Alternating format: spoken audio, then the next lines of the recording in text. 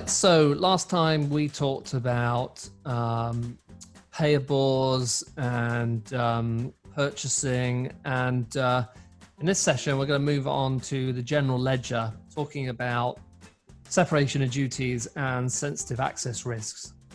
Again,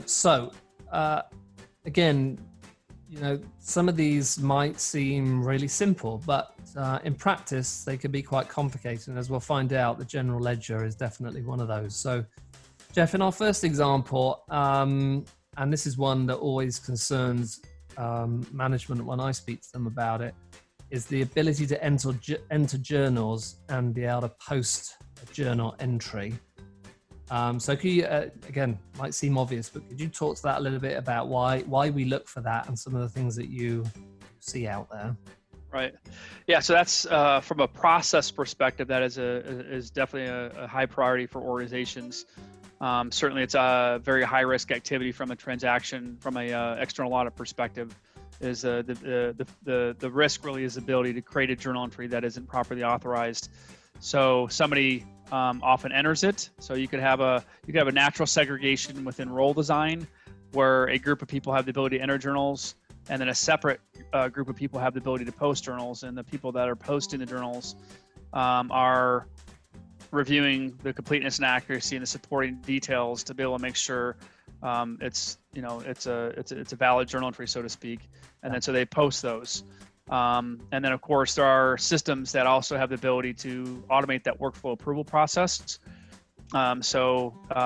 Maybe everybody has the ability to enter it, but the workflow design is built in such a way that has to get routed to somebody else independent of the person entering it. Yeah. That's a simplistic view of it. There's always kind of complexities that can go into more detail, but that's the ultimate goal of management, is to make sure that journal entries are properly authorized and approved. Yeah. Now, last time we got into the idea of not just looking at transactions, but also thinking about transactions and configurations, i.e., if you can configure a transaction and then complete that transaction, there's opportunities for error and fraud there. And so I wanted to bring this one in: enter journals and manage journal approval rules. Mm-hmm. What are we looking for what risks are we kind of addressing when we're looking at a rule like that?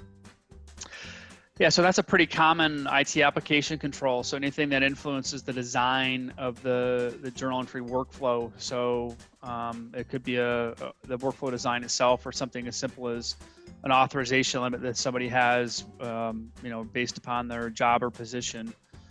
A key concept of reliance upon what we'll call those IT application controls. So anything that really has system dependency that's being driven by the system and configurable, it's an IT application control from an internal audit perspective.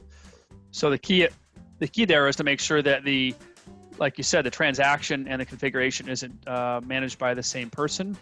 If they did, let's say, for example, they have a $50,000 journal approval limit, and they are entering a journal entry for $95,000, they could change their journal authorization limit from $50,000 to $100,000, enter the journal, effectively bypass or change the way the control is working. Yeah. So in all IT application controls, you want to separate the configurations to IT, the transactions to end users, and they shouldn't cross over. And I just make a comment that the thing we find is not that end users often have access to the configurations. It's that IT that have access to the configurations to do change control. They may also either temporarily or permanently have access to the transactions, like through a highly privileged role, a super user role, if you will. So it's often IT that have the ability to override those controls. But sometimes we do find some of those functional configurations in the design of end user roles as well. Yeah. Now, something that builds on entering journals is posting the journal entry and managing the approval rules. Why is that kind of looked for separately, as opposed to saying, let's look for the ability to enter the journal post the journal and manage journal approval rules. Are journal entry and posting generally segregated from users? And should be treated differently to managing the rules? So in general, we're going to take any ability to all parts of the transaction, and we're going to put those in conflict with the configuration. So just similarly on the enter journal side, since post journal is something we'd expect an end user to have access to, and then obviously the managed journal approval rules be something that IT has access to, we're going to separate those. So that may be, I would say, less relevant in some systems than others. Depending on, for example, if you have a journal approval workflow process in place, or that enter versus post journals are separated. Maybe perhaps a better example that would cross over both entering and posting journals would be something we find in both Oracle EBS and Oracle ERP Cloud, which is the journal sources configuration. And there are definitely some risks specific to the journal sources configuration that cause it to be needed to be separated from both enter journals and post journals. Yeah. And in the management of the general ledger, what would you say, if you could highlight one top sensitive access area that a viewer should be considering right now, where would you go to? What would be something you'd advise people to look at? That's easy. It's the ability to manage the open and close of the GL periods. So that is inherently the most important configuration, or it's really not a configuration, but it's the most important element to control, to make sure that journals get posted in the right period. So often we evaluate the opening and closing of GL periods as a sensitive access risk, and it's usually something that, like a controller or an accounting manager has, as opposed to general ledger staff, and that's really tied into their close process and their close checklist.